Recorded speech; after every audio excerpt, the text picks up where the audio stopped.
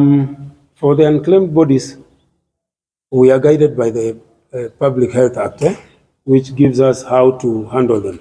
But it is true, we are Africans, we are attached to our people. It's not easy when you see a fellow human being, even when they've lost their lives, their bodies being neglected in our facilities and in huge numbers, and we just have to go and dispose of them. Psychologically, it has an effect on us because we are human beings. But it is something that we are being trained on. That is the beauty with education. And somehow we are working towards that mental awareness or mental health for the mortician. Because remember, when we are disposing, it is not like when you are giving the normal burial, because this person is being disposed because their people are not there. So the mental aspect, the mental health aspect is being handled. It is a challenge. The other challenge is because we are strained in terms of facilities, when these bodies are many, it then brings a workload that cannot be well handled by the morticians.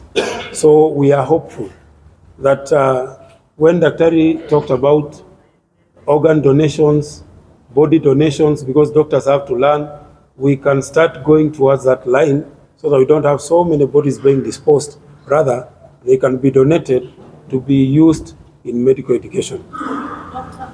Oredo has talked about organ donations. Maybe you can paint a picture of the legal process of organ donations.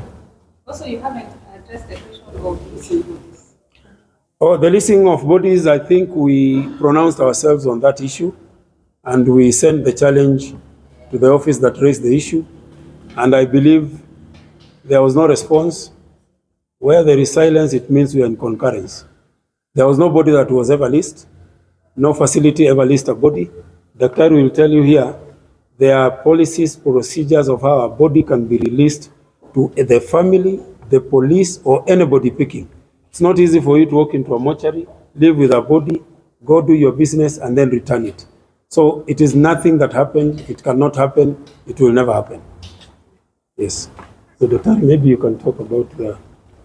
But I think in brief, the issue of organ donation is something that you do, something you commit to before you die. Well, you have sound mind and you understand what you're doing.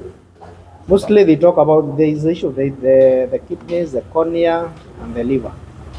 But that is now the kind of space I'm trying to encourage this team to explore and share with the other countries how they do it.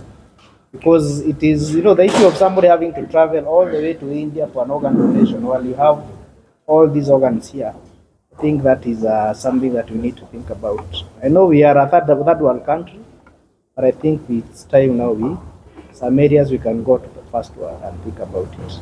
But it's something that has to be addressed in the legal framework. But unless we ask those questions, the Parliament and the Senate will not address it. Yes. Final question that is not raised here. The allegations that people find their bodies with less organs. Is it true that morticians steal organs from our people? Also, I see Dr. Blue always in quotes.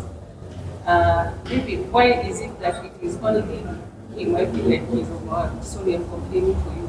Why is it that we see only Mulu in our local place? I think for Daktari, you can comment on that one, but maybe commenting on the missing organs. It is possible for an organ not to be buried with the body, especially where we've done an autopsy and there are more tests that need to be carried out on that organ. But it will be done with the consent of the next of kin. No organ can be left in the facility, whether to be processed or for any reason, without the consent of the next of kin. But the way the perception is put, that morticians would retain some organs for their own benefit, either to sell or do other things, not with the team that we have. I will not speak for all of them. In every profession, you'll always have some rogue ones.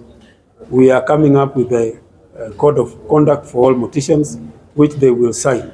Once it is signed, it will be, you are the only ones who will be liable if that body is found to be missing any organ. Because there are procedures on how you can retain either a tissue or an organ if legally it is required to run any other tests. So, Daktari, Yes, uko na swali yako? thank you. My name is Dr. Ngulungu. I'm a pathologist in this county, the county of Nakuru. Responding to the questions of the overwork. Being overworked. Okay, I'm being I overworked. asked why we only see one person. We see Johansen ukiwa yeye anakuanga pote hapa na tunaanga wewe peke yako. Oh, They are shortage, or why is it that we have one person only? I cannot say there is shortage, but you only see me in only some cases. Like a day, you cannot see me twice. You can just see me, for example, like once in a month. But I'm not complaining. This is my this is it is known as forensic pathology, and it is also forensic medicine. I'm the one who is responsible for handling these high-profile cases in this county. For the time being, I can say there is no other forensic personnel or forensic pathologists in this county. So I only handle few cases here and there, which are being followed by the media and also the human rights. For example, where there are allegations of torture or somebody was probably mistreated by the police. These are the cases which are being followed. There are also others which I handle, like the normal motor vehicle accident trauma and also homicide cases which are not followed.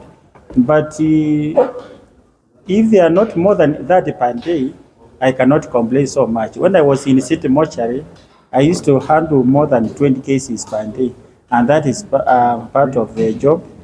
The other question was about the missing organs. I know where that one came from. It was that case of the late Dr. Jue. There was something that was going on in court. But I have to say, there are some cases whereby we need to take some organs. Like when we are suspecting there is poison, we take the liver, we take the blood, we also take the kidneys and also the stomach. This is actually done with the consent of the families, and it is also done by the DCI. They actually request, and then we do the necessary. They are labeled and they are informed. Probably there was some misunderstanding, which is not uncommon when we are doing such things. I don't know whether I've answered the question. Yes. Thank you. So yes. Great. Tuko sawa?